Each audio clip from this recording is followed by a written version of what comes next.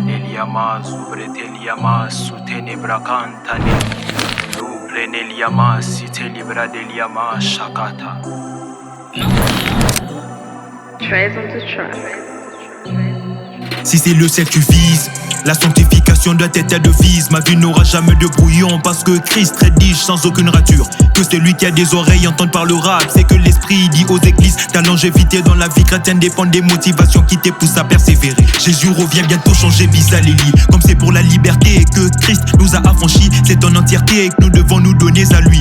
Aujourd'hui être chrétien c'est tellement à la mode qu'être imitateur des Christ c'est affiché versets bibliques. Mais comment ces versets vont nous édifier quand ta poitrine est exposée? Comment ces versets vont nous impacter quand ils sont différents de ton secret? Revenons à l'authenticité, être chrétien ce n'est pas faire l'unanimité. Au contraire, c'est être différent, c'est être mis à part, c'est être bizarre comme notre maître Atabatongi, Atabafingi. Fils de Dieu n'est jamais se compromettre pour ne pas être identique aux païens par des pratiques immorales et idolâtriques, comme le veut la doctrine des Balaam. Pas hors la volonté de Dieu, c'est encore mieux d'être orgame. À force de se compromettre, le diable devient ton maître. Et même si tu confesses tes élèves que Jésus-Christ est ton Seigneur, car on est disciple de celui dont on fait la volonté. Mais c'est aussi vrai qu'un chrétien qu'un vrai peut aussi tomber. Mais même à terre, la brebis du Seigneur entend sa voix et celle-ci dit: relève-toi car ce qui t'a arrêté ne vient pas de moi. Continue car j'étais appelé à une seule espérance. Si c'est le ciel que tu vises, la sanctification doit être ta devise. Ma vie n'aura jamais de brouillon parce que Christ rédige sans aucune rature. Que celui qui a des oreilles entende par le rap. C'est que l'esprit dit aux églises, ta longévité dans la vie chrétienne dépend des motivations qui te poussent à persévérer.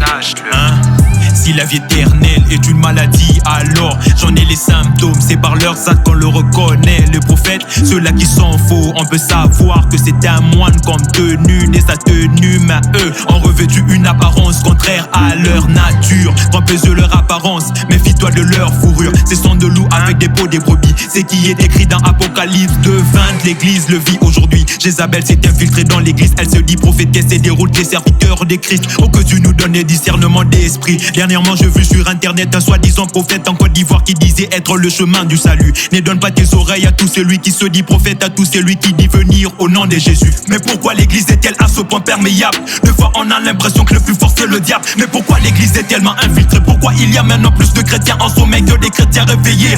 C'est notamment parce que on a perdu l'unité d'esprit que donne les Saint-Esprit. Dans Paul dans Ephésiens 4:3 nous exhorte des conservés par les liens de la paix. La raison fondamentale est que l'amour n'est plus au centre. Or l'amour c'est Dieu. Voilà pourquoi dès même qu'à l'église de Laodicée, au lieu de se retrouver à l'intérieur au centre, Christ se retrouve à l'extérieur à la porte en train de frapper. Christ se retrouve à l'extérieur à la porte en train de frapper. Si c'est le ciel que tu vises, la sanctification doit être ta devise. Ma vie n'aura jamais de brouillon parce que Christ rédige sans aucune rature. Que celui qui a des oreilles entende par le rap. C'est que l'esprit dit aux églises, ta longévité dans la vie chrétienne dépend des motivations qui te poussent à persévérer. Si c'est le ciel que tu vises, la sanctification doit être ta devise. Ma vie n'aura jamais de brouillon parce que Christ rédige sans aucune rature. Que celui qui a des oreilles entende par le rap. C'est que l'esprit dit aux églises, ta longévité dans la vie chrétienne dépend des motivations qui te poussent à persévérer. Ça va vite, tellement vite qu'ils ont du mal à suivre le rythme. Là,